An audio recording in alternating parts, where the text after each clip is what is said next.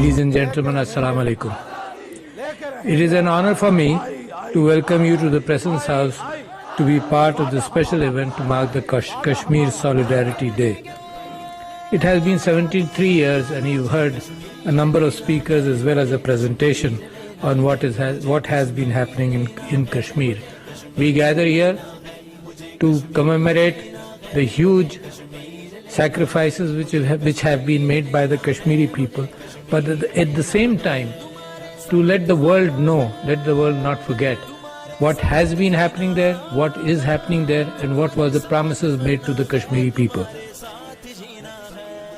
It has been a long struggle, not only since illegal Indian occupation of Jammu and Kashmir, but even before, against the Dogra Raj which the Kashmiri people have gone through, when their Kashmir was sold for 7.5 million rupees to the Dogra ruler by the British.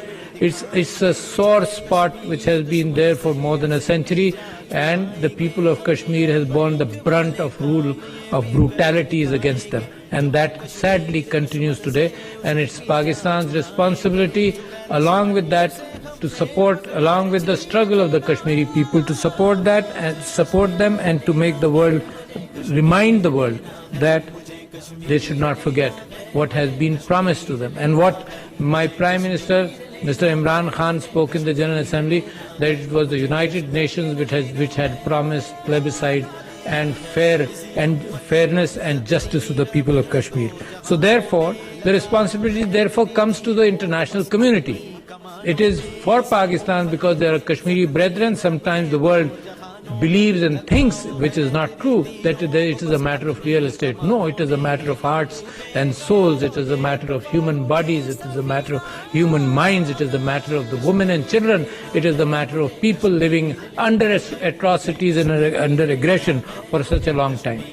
There have been numerous United Nations resolutions in this regard, and in coming here, I wanted to look at some of them, and I made a note that the first resolution was the UN resolution 38, then 39, and then 47, which ensured that there must be a democratic, impartial plebiscite as a right for the people of Kashmir to decide where they want to go.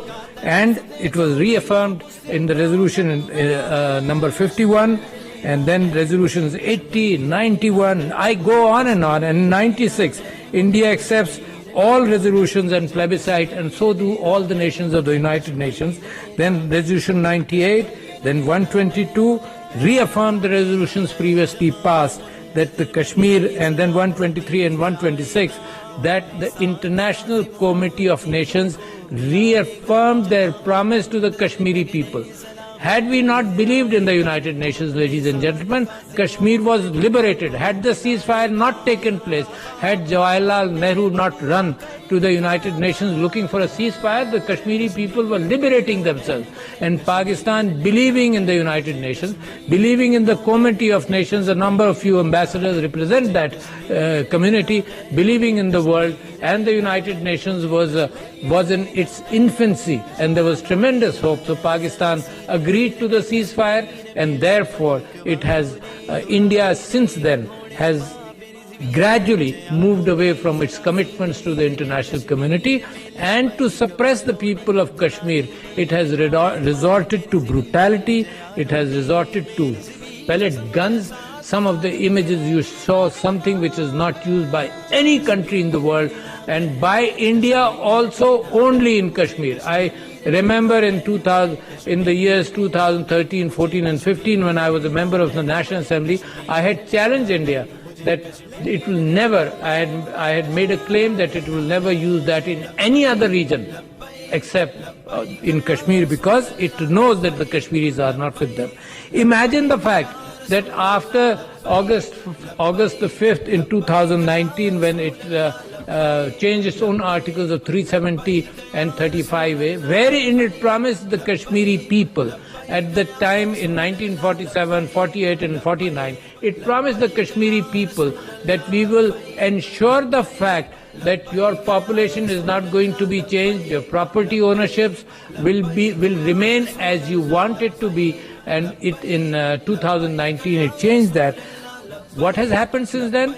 The Kashmir always had a bigger proportion, as the biggest proportion of or ratio of population to security forces, and instead what it was promised that the coffers of capital would flow in, there will be tremendous peace. India had to increase the number of security forces to 900,000. Imagine a population of 8 million Kashmiris has almost 1 million security forces. So there's one security force person with a gun standing there on 8 Kashmiris. That includes women, children, old people and everybody. So